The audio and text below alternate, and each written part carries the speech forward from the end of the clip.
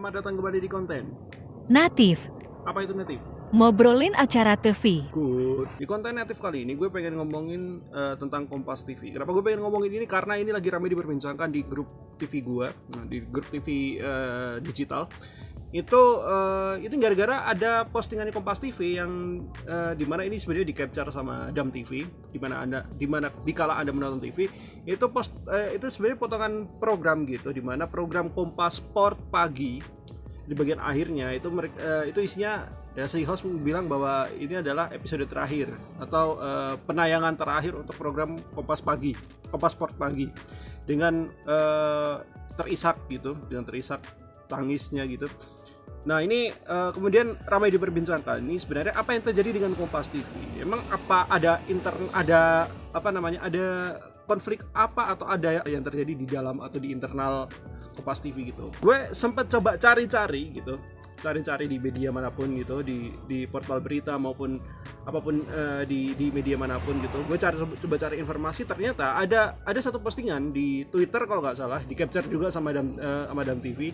Dia bilang kalau Kompas TV mengalami efisiensi, dalam tanda kutip ya, misalnya mengalami efisiensi,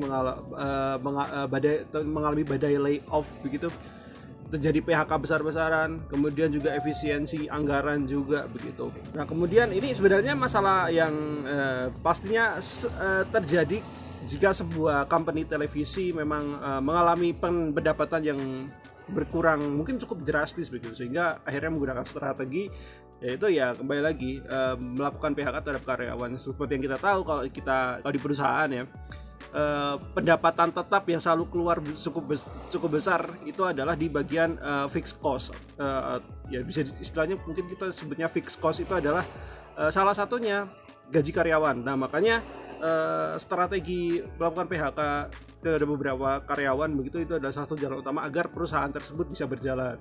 Ini yang terjadi di Kompas TV. Nah kemudian ada juga yang ngasih narasi kalau Kompas TV mengalami kemunduran atau mengalami hal layoff seperti ini gara-gara akibat efisiensi dari pemerintah. Mungkin kalian mendengar kata-kata tersebut agak, ngapain pemerintah dibawa-bawa di masalah swasta? Setelah gue coba pelajari, karena kan awal-awalnya gue juga mikir, bisa-bisanya ada pemerintah masuk di urusan kayak gini. Ternyata kalau kita pikir-pikir lagi, efisiensi yang dilakukan pemerintah itu kan berakibat ke banyak hal ya. Salah satunya kan dari pengurangan biaya untuk kegiatan mungkin sesuatu yang bisa disebut tidak terlalu berguna. Dan sayangnya ini salah satu yang juga berpengaruh dengan dunia TV, yaitu adalah terkait belanja iklan pemerintah kepada media. Jadi kayak produk kerjasama antara pemerintah dengan media untuk yang ngasih sosialisasi atau apapun, jadi mulai agak jarang, sehingga pemasukan dari perusahaan tersebut dari hasil kerjasama pemerintah dan media jadi berkurang. Nah itu juga salah satu dari dampak efisiensi, sehingga media jadi kekurangan dan nggak dapat penghasilan atau nggak dapat tambahan dana nih dari hasil kerjasama tersebut. That's why akhirnya ya kalau dipikir-pikir lagi juga memang ada pengaruhnya juga ya efisiensi pemerintah terhadap media swasta seperti ini. Tapi kalau ngomongin alasan yang seperti itu, sebenarnya nggak cuma Kompas TV. Gue yakin semua TV juga merasakan hal yang sama.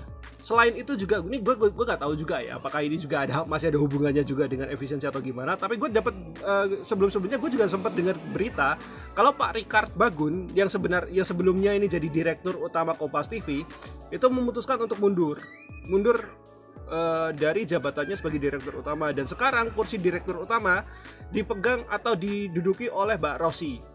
Nah ini kita nggak tahu apakah ini juga salah satu strategi yang dilakukan Mbak Rossi untuk mengelola Kompas TV agar setidaknya secara company bisa lebih baik lah, secara kondisi keuangan ataupun secara programming, secara strategi akan lebih baik lagi atau gimana, gue juga nggak tahu. Tapi kita lihat aja bagaimana cara kerjanya Mbak Rossi di Kompas TV. Karena seperti yang kita tahu, Mbak Rossi kan di Pemret ya, di Pemret itu kan ya lebih condong ke ngomongin soal gimana caranya ngatur sebuah program, berita gitu, gimana caranya ngolah pemberitaan dan yang lain-lainnya gitu kan, yang pasti dunia redaksional gitu. Nah karena beliau sudah ada di kursi direktur, terutama direktur utama ya, pastinya kan lebih besar lagi tugasnya. Nah ini mungkin tugas berat yang dipikul Mbak Rossi ini. Semoga aja di Kompas TV bisa semakin lebih baik lagi, karena gue yakin juga PHK kondisi layoff seperti ini pun juga menjadi ujian berat untuk Mbak Rossi, dan semoga aja ini bisa kuat ya, bisa dihadapi dengan lebih kuat begitu ya sama Mbak Rossi. Jadi itu yang terjadi, dan ya sedikit penjelasan yang nggak terlalu jelas-jelas amat. Gimana kalian punya tanggapan nggak terkait fenomena layoff dan juga yang terjadi dengan Kompas TV? Silakan kolom komentar gue buka buat kalian. Yang menarik komentarnya gue bisa respon mungkin ya. Mantap.